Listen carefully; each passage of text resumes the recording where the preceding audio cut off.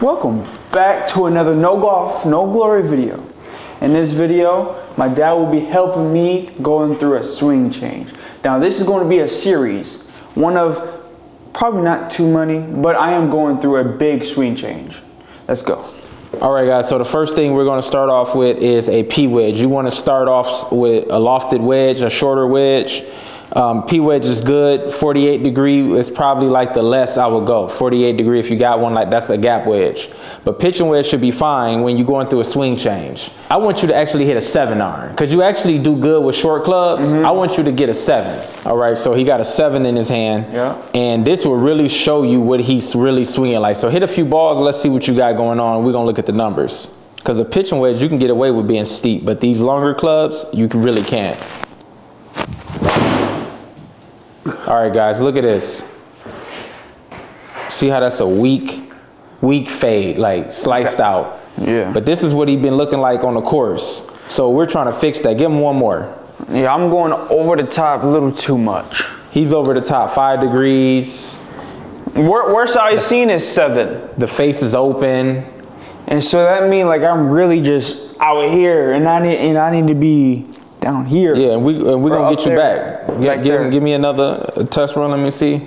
Show the people.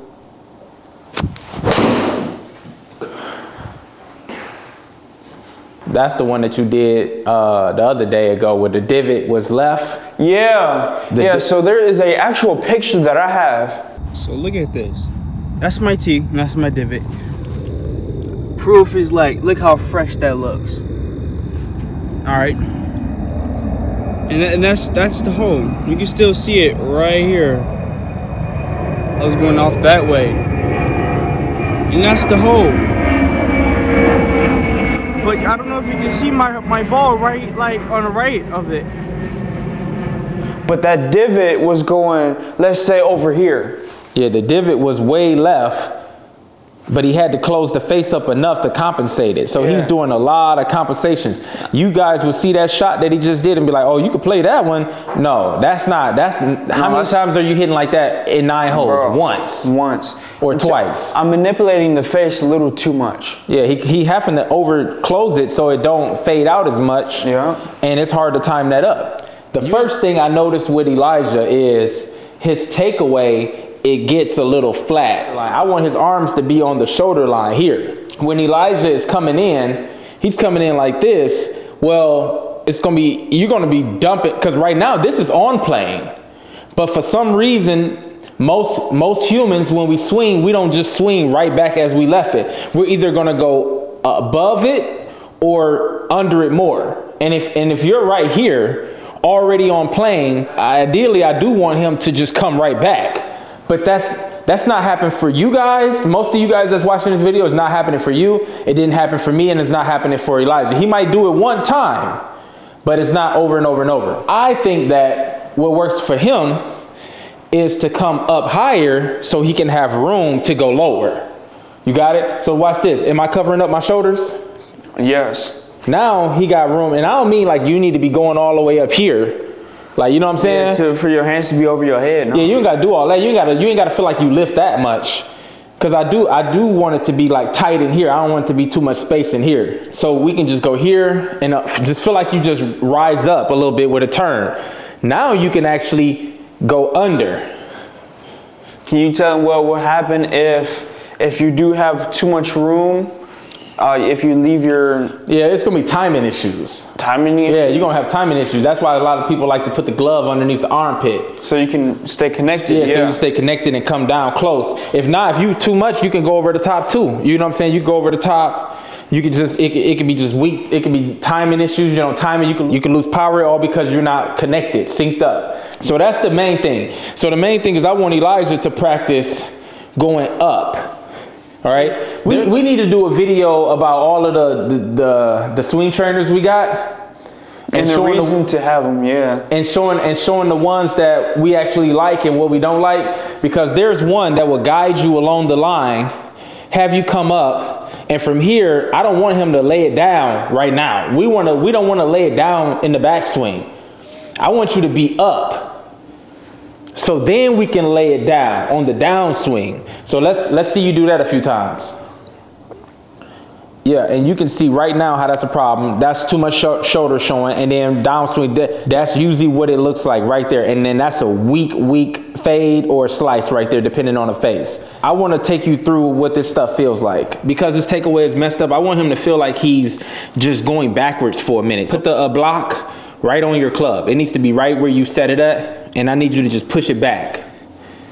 Yep, just push it back. That's what it should feel like. Now watch this. All right, stop. Do it some more. Now you see where his hand is by his thigh? Usually right here where his thigh is good enough to start cocking up. And you want to cock up, not cock backwards. See that? Now let me go down the line to show the people. And we're showing you all the angles. As soon as your hand get to your right thigh, now you should start cocking up. That's good. You see that? This right here is perfect. Now show them the wrong way. Cock it and then roll that hand in. That's the wrong way. Do it again. We ain't gonna make this video too long, but I'm trying to just give y'all an insight of how we fixing him. And we're documenting the journey. To beat scratch golf. Yeah, for sure. Absolutely. If you're gonna do this, do it right. Be the best at it. We going for world #1. Yeah. Let's go. Take it back. Soon as you get, just feel like it dragging back. Soon as you get to your thigh, now cock it upwards. Boom. See, now that's borderline because that club is, yeah, I want it right there. You want it, so what I'm understanding is that you want the face of the club to be a little before the hands, not, or. Yeah, not behind it, in front of it, or on it. In front of it.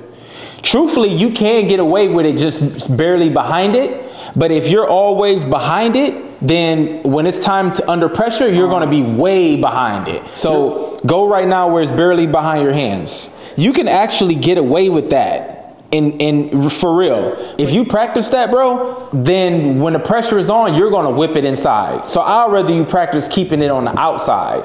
So then in game time under pressure, it'll be perfect. So this is the first step that I'm going to do to fix him. His takeaway has to be better. Come to the thigh, now cock it up. Right there, that's money. That's right on his hands, that is money. From here, go straight up with a turn. Cover, see how that shoulder is flat. That shoulder is flat. I want you to feel like you're raising up. There it is. You see how you just raised up? Do it again. There we go. Raise it up. So you gotta, so it needs to feel like this. It needs to feel like he's raising this up. This is the feel right there. It needs to feel like this. I don't want him overturning. He's just, yeah, you need to raise this arm up. All right. Now really overdo that. Show him what the difference. Like he's really, you can see it back here. He's really overdoing it. I don't want that. Bend over some. I don't want that. I just want him to raise it up just a little bit. So keep going. Yeah. And also a thought on that, it feels like to raise the elbow.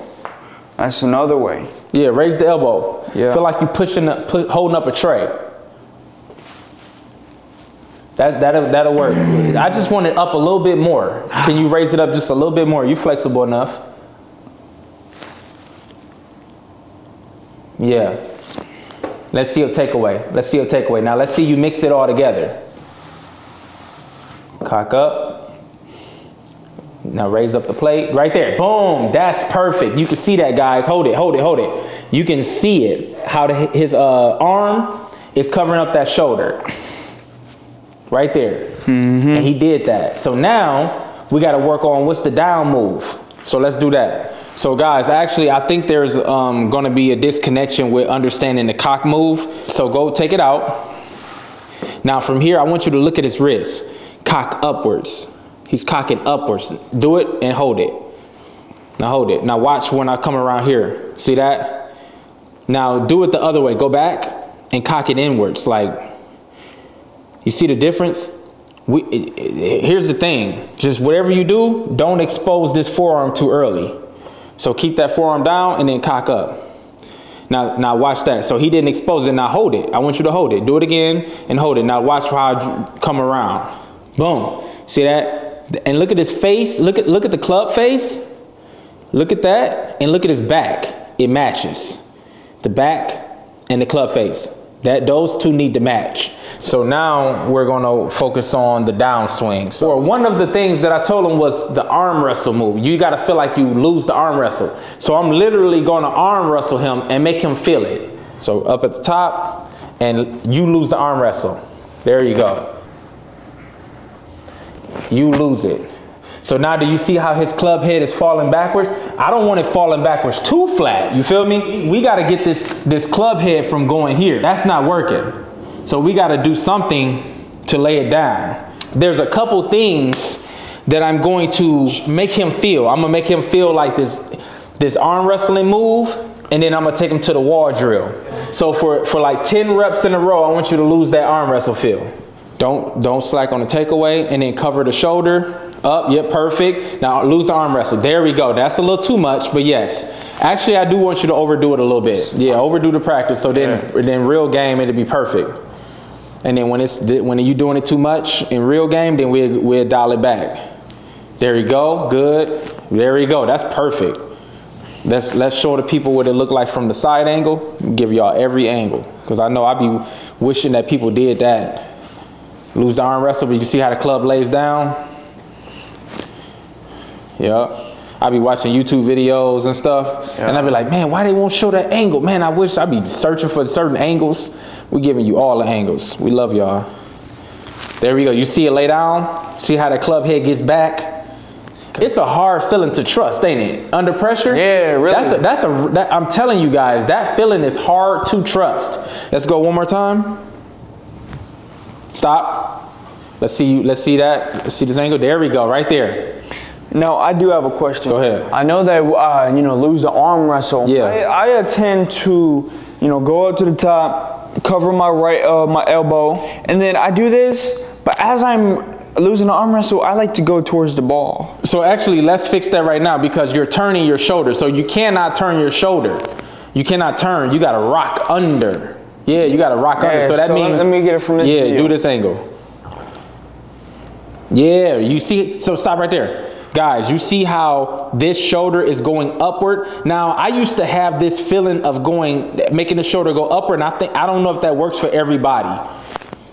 Because when I used to rock the shoulder upward, it would make my hands flip. So I would be right there at impact, because they said make this shoulder feel like it goes up, but it will cause my hands to flip instead of compress the ball. So now what I want you to feel is the opposite. Let this shoulder come up as a byproduct, but I want this shoulder over there to rock under. So face me, and I want you to do everything right. Takeaway still. Focus on the takeaway. Cover up the right shoulder. Now rock under. There we go. Rock under. Feel like you rocking. Now come at impact. And hold down the hinge. Hold down the shaft lean. Bam. Now we're going to enforce the losing the arm wrestle feel. We're going to enforce that. Because he really have to train his body to do that under pressure. And we're gonna do this for a few reps, and then we're gonna hit balls. And then we're gonna go back and forth, back and forth. It's gonna take a lot of discipline, but if you're hungry enough, you would do it, all right? Now, here's the thing. I know you've seen a lot of wall drills of people doing it on YouTube, right? And it works. But I wanna do my version of it, what I think that works for him, and I want to explain to him how, the connections, the relationships, and I believe that you guys will gain from it. Now look at this. I think when you do the wall drill, you need to have an impact bag, okay? I really do. And all I got is like some blankets and stuff in here. I want him to go up the wall. Boom, right there. And then down the wall, okay? So a grip. So this is how far to be off the wall. Go back a little bit more. Right there, you want to just be a grip distance. Right there. You want to be a grip distance from the wall. We're about to do a series of drills, so let's go. So he's off the wall. Get wherever you like it, do it. Wherever you feel comfortable. Have some space, because you need to be able to drop it on the wall. So let's go. Up the wall. Lose the arm wrestle battle. Yeah, that's it. Now look at this. Right here. This is important. I need him to know what square is. So up the plane, down. Now he's going to come into impact. Square. Boom. You see that? Square. Close that face a little bit more. That's good right there. This is training all in one. Shallow out and then square it up.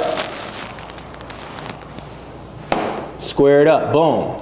Up the plane. Hold it. Lose the arm wrestle battle. Right there. And then come into square. Up.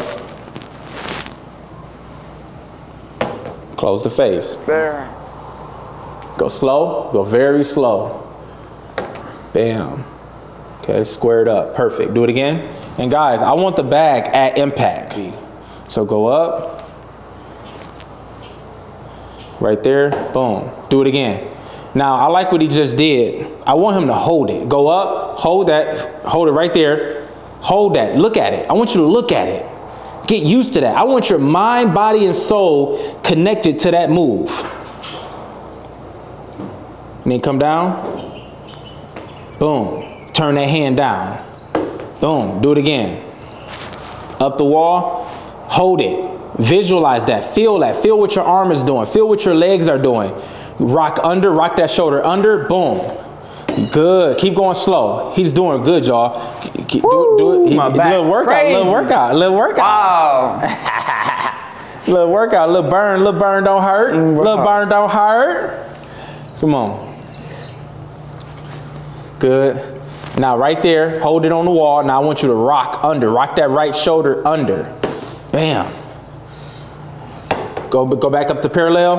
Get it on the wall. Hold it on the wall. Visualize it. Now rock that shoulder under. That's key. The rock of the arms under the swing plane is key. All right, so now what I want him to do is now practice what he felt on the wall without hitting the ball. Just visualize you actually hitting it, but go do the lose the arm wrestle battle right there, and then square up the face on the bag. Feel that bag right there. Good. All right, reset. You're taking the club inside a little bit. I need you to take it out. We cannot hit a ball until you get all these steps right. Good. Now lay it down. Trust it. Right there. Boom. All right, let's see you hit a ball now. Don't go after it too hard. Just feel the motions. He actually pulled off a draw. You actually drew the ball on that one. A little bit, yeah. I still feel a little over the top. So look at that. His outside in was 1.9 and the face was 2 degrees closed. So you can play golf like that. It just can't get no worse. So me putting him on the wall, guys, doing that drill for 15 minutes, he actually can feel when he's over the top. That is the first key to destroying going over the top. The only problem is when you actually overcome this, it's going to be hard to fade it again. Yeah. You know what I'm saying? It's going to be hard to fade it when you actually have to fade it. You'll be able to do it, but you're just going to have to practice that again. And you got to keep working both of them. But this is the process of being great. Mm-hmm. You're going to know because you struggle through both of them. You're going to know. You struggle how to get from being over the top. You struggle to fight going under the plane or going on plane. You're going to eventually learn both because you struggle through both of them. Yeah. So it's going to be an incredible journey for you. I'm so proud of you. Let's do it again. Another practice. I've been heavily over the top. That was 1.9. That was 1.9 outside in. I want you to lay the club down more. There you go. Now here's the key, guys. Let me show you the key. You do everything you're supposed to do. Go take it back. Feel like you gliding the block off the ground. Take it back. Go up the plane, cover the shoulder, lay it down. Here's the key. He has to come down, bend over more. You have to come down to your knees. Go back up to the top. He used to be out here. See this? See that gap? No, because this is going to be coming. This is what he used to do. He used to be out here holding that lag when he used to be on plane when he was younger. Like what, 14? Yeah. Used to be, the club was on his forearm, but his hands was too far from his legs, and he would end up flipping it. And it'd be a hook, diving right out the sky. Nasty, diving right out the sky. How do we solve that? Do everything I just told you. Go up to the top. Come down, lose the arm wrestle. But see, right here, he wanna keep driving this way. You need to drive this way. So here's the thing. You can either unfold this arm, unfold, right? Or you can just say whatever connects in your mind, unfold, or just drop your hands down to your knees. I feel like when I tell him unfold, sometimes the timing get off. When I tell him to just bring his hands to his knees, he just doesn't. So you got to figure out which one connect with you. So for me, Unfolding sometime worked, sometime didn't. Unfold, unfold. Sometimes I still throw the club head at the ball. But when I figured out, just come to the knees. Look at that. I'm literally coming down to my knees. Guys, one night I had my workout bench sitting right up in this area right here. And some told me, put my hands down low. Because I remember hearing that from somewhere. You want to have low hands through impact. I remember hearing that. So I dropped my hands down low, but I used the bench, my workout bench, because it was down to my knees. I used that visual to keep me doing it. And I did it for like 30 minutes straight, and I was hitting the best shots of my life. I just come in the garage 1 o'clock in the morning and be grinding by myself, figuring this stuff out. So I'll be literally down here and rock. So show me some, show me a few. Okay. So I want you to feel like you practice it. Come down to your knees, right there. Now get to the heel and hit through. Turn up, yeah, get to that heel, and don't stay bent over. Stretch out, stretch your back out once you hit. Stretch out, go through the full extension. Hit, just practice. Come down to the knees, turn the hands down, and stretch out. Yeah, perfect. Do that a few times, and then hit when you feel like you're ready.